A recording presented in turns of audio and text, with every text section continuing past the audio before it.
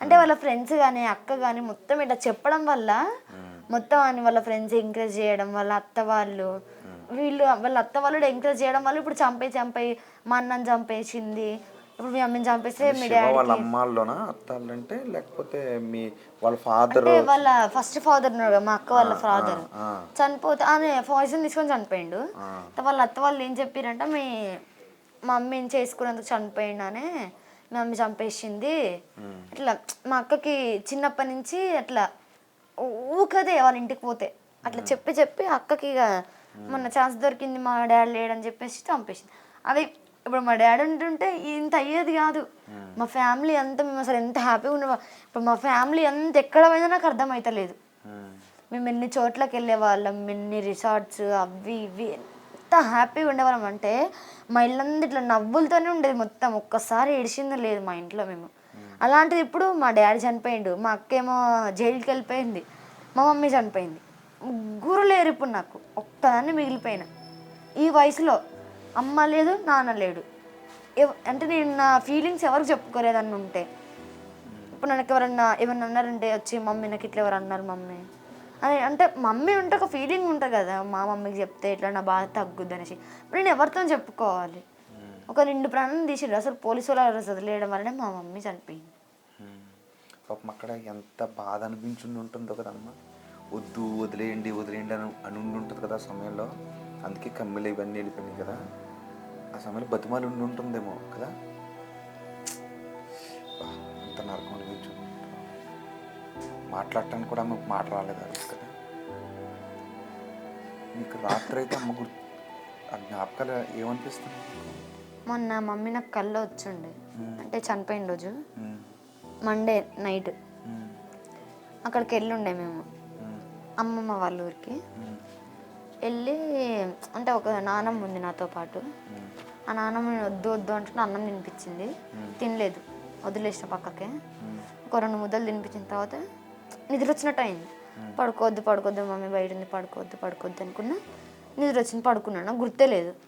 Mummy కళ్ళకి వచ్చి ఏమంటుంది, నువ్వు నాతో వచ్చేసి కింద మనకు ఎవ్వరు లేరు, నాతో పైకి వచ్చేసి మనం పైన బతుకుదాం, డాడీ ఉన్నాడు, నువ్వు నేను అందరం పైకి వెళ్ళిపోదాం, అక్క ఇంట్లో వదిలేద్దాం, మనకు అవసరం లేదు అక్క, నువ్వు నాతో వచ్చేసి అని పిలిచింది. నేను పొద్దున మా పెద్ద మమ్మీతో అని చెప్తుంటే మా పెద్ద మమ్మీ అట్లనే పిలుస్తారు పోతావా అట్లా, ఇప్పుడు మీ మమ్మీ పేరు కాపాడవా అంటే, ఇప్పుడు మమ్మీ రమ్మన్నంత మాత్రం నేను వెళ్ళను, ఇప్పుడు చదువుకొని మమ్మీ కంటే పెద్దదాన్ని ఇలాంటి అవార్డ్స్ ఎన్నో తెచ్చుకొని ఇంత పేరు సంపాదించుకొని మమ్మీ అంటూ ఇప్పుడు ఈ విషయం ఇన్సిడెంట్ జరిగినాక రేపు నేను పెద్దగా నేను పేరు తెచ్చుకున్నాక వాళ్ళ మమ్మీ వాళ్ళ ఫాదర్ లేకపోయినా సాధింది, ఇట్లా వాళ్ళ మమ్మీ కూడా చనిపోయినాక ఇంత మంచి చదువుకొని వాళ్ళ మమ్మీకి ఇట్లా పేరు తెచ్చిందని ఆ పేరు నాకు రావాలి. నేను అలా బతుకుతా, అలా చదువుకుంటా, అలా మా అమ్మ పేరు ఇంకా నిలబెడతా, మా మమ్మీ దానికంటే పెద్దదాన్ని చూపిస్తా అందరికి. గ్రేట్ తల్లి, నువ్వు అంత ధైర్యంగా ఉండాలమ్మా. ఇలాంటి పీడకలలు ఏమైనా వచ్చినాయంటే పక్కన పెట్టి అస్సలు ఫాలో చేయకు. నువ్వు కలెక్టర్ అవ్వాలా, లేదంటే ఐఏఎస్ అయినా అవ్వాలా. సమాజంలో ఇలాంటి చీడ పురుగులు ఎవరైనా ఉంటే వాటిని మార్చే ఒక శక్తి అవ్వాలి నువ్వు. అలాంటి పీడకలల దగ్గరికి రానవ్వుకో. అమ్మలేని బాధ గుండెల్లోకి వచ్చినా సరే దిగమింగుకొని పుస్తకాల ముందు సమయాన్ని గడుపు నువ్వు. నీకు ధైర్యం ఉంది కదా, గుండెల నిండా ధైర్యం ఉంది కదా ఇప్పుడు నీకు. ఎటువంటి బాధని దగ్గరికి రానివ్వు కదా. ఒక కసిగా చదవాలి నువ్వు. కలెక్టర్ అయినా అవ్వాలా, ఐపీఎస్ అయినా కావాలి. ఆ కసి నీలో ఉంది కదా. కానీ బాధ అనిపిస్తుంటుంటుంది, దాని దగ్గరికి రానివ్వకు. నీలో చాలా ధైర్యం, నువ్వు లీడరు కదా. ఏమంటూ ఉండేది అమ్మ నిన్ను మామూలుగా? ఏమని పిలుస్తూ ఉండేది? అమ్ములు. అమ్మా డాడీ పెట్టిండు. అంటే మనస్విని అని పిలవడానికి ఇంట్లో అంత పెద్ద పేరు ఎందుకని చెప్పేసి, అంటే డాడీ వాళ్ళ తమిళనాడు స్టేట్, అక్కడ సైడ్ ఎక్కువ అమ్ము అమ్ము అమ్ము అని పిలుస్తారు. అటు సైడ్ పేరు నాకు ఇక్కడ పెట్టిరు. అందరికి అమ్ము అమ్మ అని పిలవడం అలవాటు. అది ఎవరు వేసారు బొమ్మ? అది నేనే వేసాను. నువ్వే వేసావా? బుద్ధుడు బొమ్మ? చాలా బాగా వేసావు తల్లి. అక్కడ అది కూడా, ఈ బొమ్మ కూడా సరే ఇట్లా చూద్దాం. నువ్వే వేసావు. ఎప్పుడు వేసావు తల్లి? ఇట్రా ఇట్రా. అది వేసి 2 months అవుతుంది, అంటే ఇంటికి వచ్చిన ఒక నెలకి వేసా. అది ఇది అంటే ఇది వేసినాక ఇది వేయాలని ఎందుకు అనిపించిందమ్మా నీకు? అంటే ఇంట్లో అంతా డల్ ఉంది మొత్తం. అంటే వేస్తే బాగుంటుంది ఇంట్లో స్ట్రైట్ ఎవరన్నా చూసినా కూడా ప్రశాంతంగా ఉంటాం ఇంట్లో అందరం అని చెప్పేసి అది వేసిన. దాని తర్వాత బోర్ కొడుతుందని మళ్ళీ అది వేసిన. ఇది వేసావా? ఇది వేసేటప్పుడు నీ ఫీలింగ్ ఏంటి? ఇది వేసినప్పుడు నార్మల్గానే వేసిన. అంటే డ్రాయింగ్ బుక్ ఉంది, అంటే అది నార్మల్గా యూట్యూబ్లో కొట్టి చూసి వేసిన దాన్ని. ఇది డ్రాయింగ్ బుక్లో ఉంటే బుక్ పక్కన పెట్టుకొని వేసేసిన. అంటే ఫస్ట్ పెన్సిల్తో వేసి తర్వాత పెయింటింగ్స్తోని పెయింటింగ్ వేసి దాని పైన బ్లాక్తో వేసిన. ఇది మాత్రం ఇంట్లో శాంతి ఉండాలని వేసినావు, అందరూ హ్యాపీగా ఉండాలని.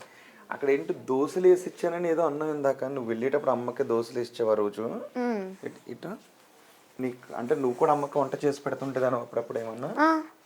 ఇది నువ్వే వేసావా దోశలు? అంటే బెల్లం దోశలు అవి. ఇవి బెల్లం మిక్స్ చేసి అలా ఇట్లా గోధుమ పొడి వేసేసి చేస్తారు అవి దోశలు. ఆ రోజు నేను వెళ్ళే రోజు గిన్నెలో మొత్తం కలిపి అక్కకి నాకు మమ్మీకి వేసేసి నేను తినే టైం లేకపోతే బాక్స్లో పెట్టుకొని స్కూల్కి వెళ్ళి స్కూల్లో తిన్నా. మమ్మీ వాళ్ళు తిని ఇంకా మిగిలిన దానిపైన పెట్టేసి అమ్మని చంపేసిన రోజు నువ్వు దోశలు వేసి ఇచ్చావు. ఇంకా అదే లాస్ట్ అయిపోయింది నాకు. అమ్మ నీకు కూడా కావాల్సిన ఇష్టమైన వండి పెడుతుండేదా? ఏదైతే చేసి పెట్టేది. అవునా? నాకు రానివి. నీకేమొచ్చు? నాకు అన్నీ వచ్చు, వంట కూడా వచ్చు. అంటే చికెన్ చేయడం అవి కూడా వచ్చు అన్ని. అమ్మ చేసి పెట్టే ఏ వంట నీకు ఇష్టం? మమ్మీ చేసి పెట్టేది ఎక్కువ అంటే అన్నంతో అందులో బెల్లం వేసి పరమాన్నం అంటారు, అది ఇష్టం ఎక్కువ. బాగా చేస్తుంది అమ్మ. బాగా చేస్తుందా అమ్మ? అవి వండి పెట్టమని అడిగేదానివా? సో ఆఖరిన నువ్వే వండి పెట్టావు అమ్మకి.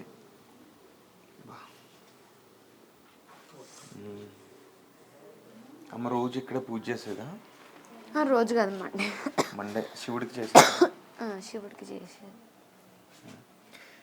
ఇప్పుడు నువ్వు ఒకవేళ అక్కని ఏదైనా అడగాలి అనుకుంటే ఏం అడుగుతావు? ఇప్పుడు అక్క నీ ముందుకు వచ్చి నిలబడింది అనుకో, లేదా అక్క జైల్లో ఉంది కదా, ఒకవేళ నువ్వు వెళ్ళి అడగాలి అనుకుంటే ఏం అడుగుతావు అసలు? నేను అసలు ముఖం కూడా అసలు ఆమె ఎవరో కూడా నాకు తెలియదు ఇప్పటి నుంచి. అసలు నా కనబడినా కూడా చూసి చూడనట్టు వెళ్ళిపోతా. నా బ్రతికేదా నేను బ్రతుకుతా, అంతేగాని ఆమె నా లైఫ్లోకి రానివ్వడం, ఏదో నాకు రేపు పేరు వచ్చినాక నా దగ్గరకు వచ్చి మా చెల్లి అనడం, ఇలాంటివి మాత్రం నేను ఆమెతో మాట్లాడడం కానీ చేయడం కానీ జరగదు. అంటే నా అమ్మని నా కళ్ళ ముందు నా అమ్మ ప్రాణాన్ని తీసేసిర్రు. ఇది నాకు ఇప్పటికీ నా లైఫ్లో ఇది ఒక బ్యాడ్ మెమొరీ. నాకు గుర్తుండిపోతుంది నా మైండ్లో. మా అక్క మమ్మీని చంపింది, ఆమె మా అక్క కాదు, అసలు ఆమె మా ఫ్యామిలీలోనే లేదు. అసలు మా ఫ్యామిలీలో ఎవ్వరు ఇలాంటి వ్యక్తులే లేరు, ఇలాంటి మైండ్ సెట్టే లేదు. అసలు మా అక్క మేనత్తలు బాబాయిలు వీళ్ళకి కూడా ఇలాంటి మైండ్ సెట్లు లేవు, కానీ ఈమెకెందుకో ఇట్లా అనిపించింది మరి. అంటే మమ్మీని చంపేస్తే నేను హ్యాపీగా ఉండొచ్చు శివతోని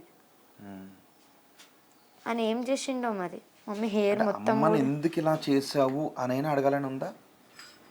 లేదు, నేను మాట్లాడు అసలు ఏం మాట్లాడడం లేదు, బ్రెయిన్ నుంచి తీసేసావు అక్క మొత్తం, రిమూవ్ చేసేసిన. మమ్మీని దానం చేసిన రోజే మొత్తం రిమూవ్ చేసేసిన నా మైండ్లో నుంచి. నువ్వే తీసుకెళ్ళావా అమ్మ మూసమ్మని? అమ్మని నువ్వే తీసుకెళ్ళావా కడసారి చివరిసారి? నేనే తలకూర పెట్టాను. నువ్వే తలకూర పెట్టావు. ఇప్పుడు మమ్మీ చనిపోయిందని కూడా నేను అనుకోవట్లేదు. నేను ఏమనుకుంటున్నా అంటే మమ్మీ దుబాయ్లో ఉంది, పని చేసుకుంటుంది, నేను పెద్దమ్మ వాళ్ళ దగ్గర ఉంటున్నా, ఇంతే. నువ్వు ఇదే ధైర్యంతో ఉండాలి. నీ గురించి చాలామంది బయట కూడా బాధపడుతున్నారు, కానీ నువ్వు అన్నావు చూడు ఇప్పుడు ఒక మాట, చనిపోయిందని అనుకోవట్లేదు, బయట ఎక్కడో ఉంది అమ్మ, రైట్? నిజం, అమ్మ బతికే ఉంది. నువ్వు ఆమె ఐఏఎస్ కావాలనుకున్న దాన్ని నిలబెడుతున్నావు అంతే. ఐపీఎస్ అయినా ఐఏఎస్ అయినా నువ్వు అయ్యి నిలబెడుతున్నావు. గ్రేట్.